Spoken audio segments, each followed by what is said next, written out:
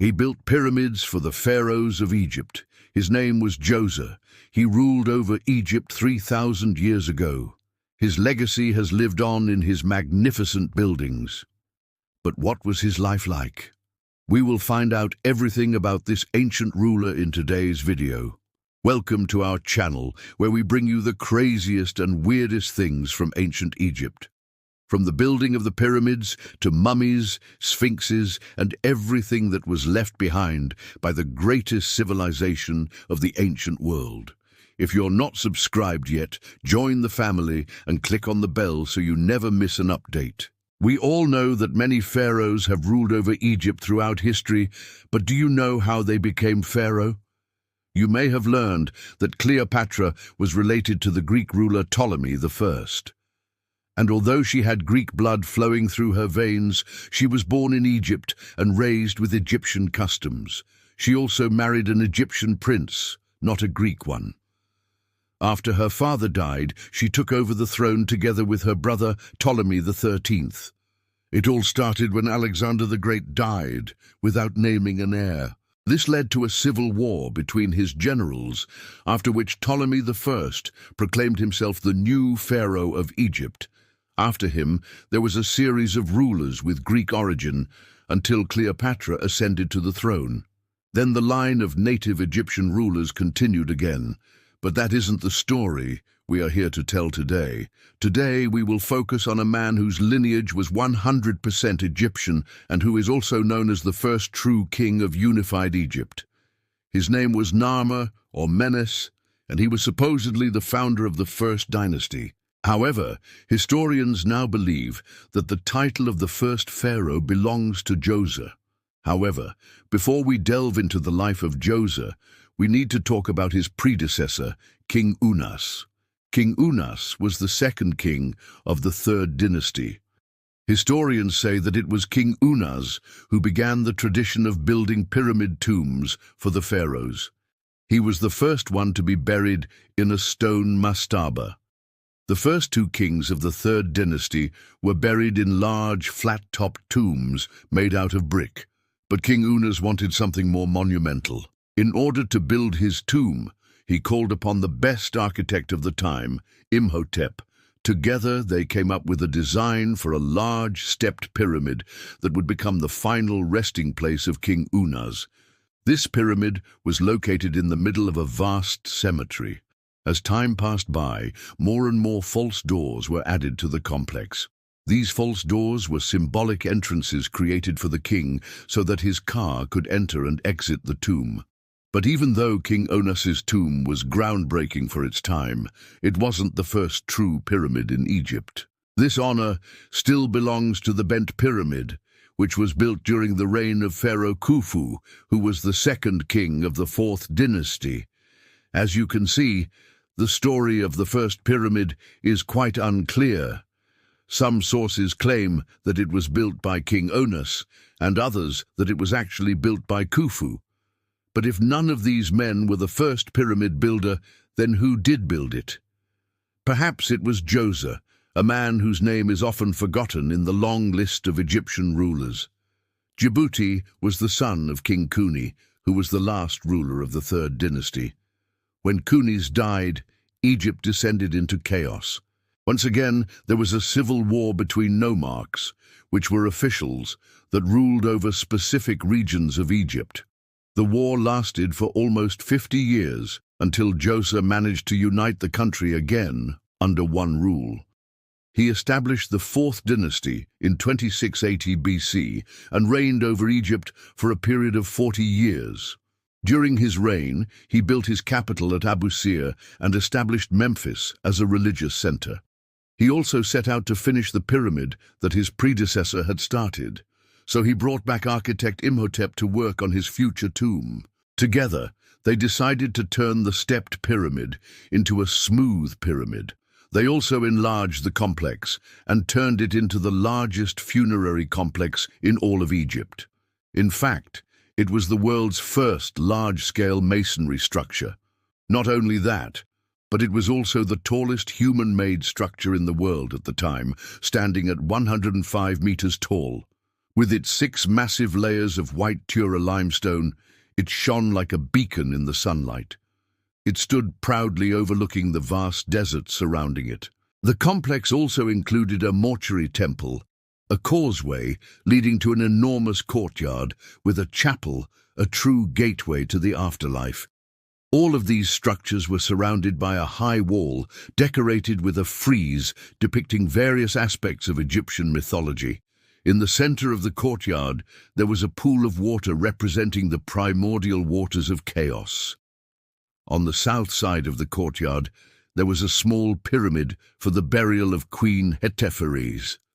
All of these buildings were connected by a network of corridors and passageways, creating a labyrinth of chambers and halls. It took around 40 years to complete this gigantic project, which is why most of it was built during the reign of Djoser's son, King Khufu. However, the mastermind behind it all was the great architect Imhotep. He was deified after his death and was worshipped as a god of wisdom and knowledge. In the Greco-Roman period, he was syncretized with the Greek god Asclepius and was worshipped as the god of medicine and healing. During his reign, Djoser pursued a policy of peace and stability.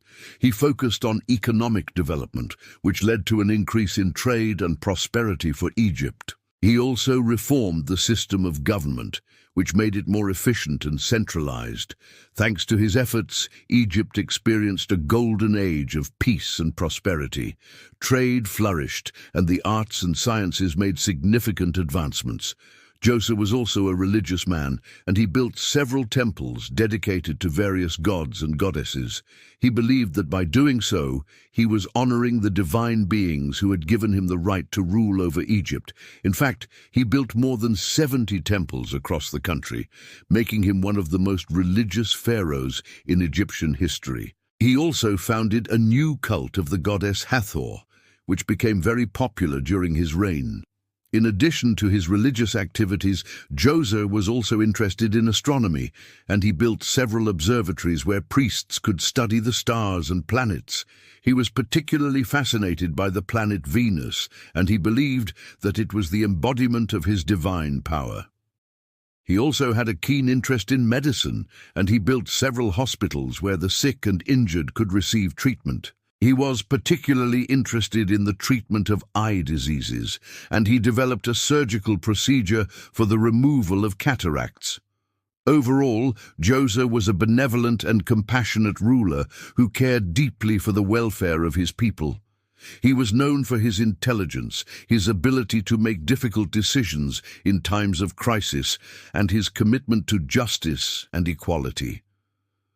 When Djoser ascended to the throne, Egypt was in a state of disarray.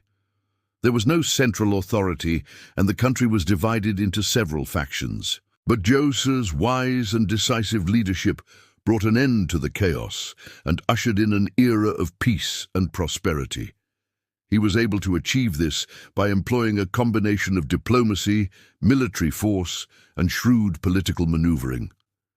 Djoser's ability to unite Egypt under one rule was a remarkable feat.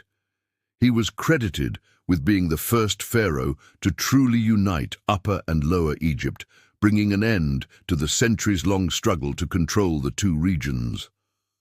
But it wasn't all easy. During his reign, Djoser faced several challenges. One of the most significant was the threat posed by the Nubian kingdoms to the south. The Nubians were a powerful and warlike people who had been a thorn in the side of the Egyptians for centuries. Djoser was forced to raise a large army and engage in a series of costly battles against them. Despite the challenges, Djoser's determination to secure the borders of his kingdom never wavered. He was a skilled military strategist, and his army was well-trained and equipped. In the end, he was able to defeat the Nubians and secure the southern border of Egypt. Another challenge that Djoser faced was the threat posed by the Hyksos to the west. The Hyksos were a nomadic people who lived in the desert, and they were known for their skill in warfare. Like the Nubians, the Hyksos had been a problem for the Egyptians for centuries.